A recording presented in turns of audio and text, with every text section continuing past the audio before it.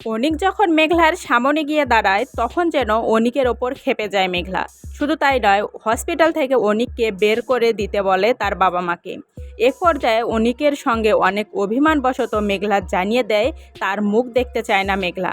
এমনই একটা পর্ব আসতে চলেছে গরিব ঘরের রাজপুত্র নাটকের সামনের এপিসোডে।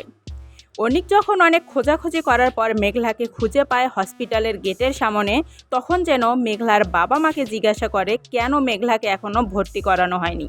তখন সম্পূর্ণ হিস্টোরি মেঘলার বাবা মা জানিয়ে দেয় অনিককে। সরাসরি অনিক চলে আসে হসপিটালের ভিতরে এবং সেই ডাক্তারকে উচ্চ গলায় কড়া কথা বলে অনিক। তখন যেন পাল্টা জবাবে ডাক্তার অনিককে জানিয়ে দেয় যে সন্তানের কোনো পিতৃ পরিচয় নেই এবং স্ত্রীর হাজব্যান্ডের পরিচয় নেই এমন পেশেন্টকে আমরা আমাদের হসপিটালে ভর্তি করাই না।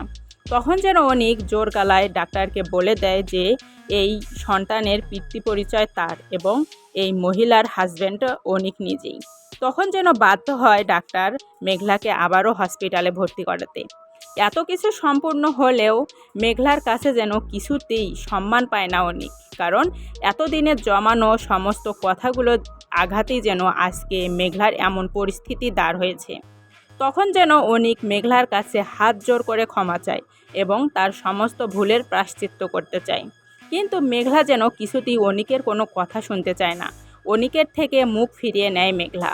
কিন্তু এর থেকেও নতুন চমক আসতে চলেছে সামনের এপিসোডে, যেখানে মেঘলা সমস্ত মান অভিমান ভুলে আবারও অনিকের সঙ্গে এক হবে। শুধু তাই নয়, মেঘলা তার গর্ভের সন্তানকে তুলে দেবে অনিকের হাতে। তো সেই দুর্দান্ত পর্বটি দেখতে হলে অবশ্যই আমাদের চ্যানেলের সঙ্গে থাকতে হবে। নিত্য নতুন আপডেট ভিডিও পেতে চ্যানেলটি সাপোর্ট দিয়ে পাশে থাকুন। ধন্যবাদ সবাইকে।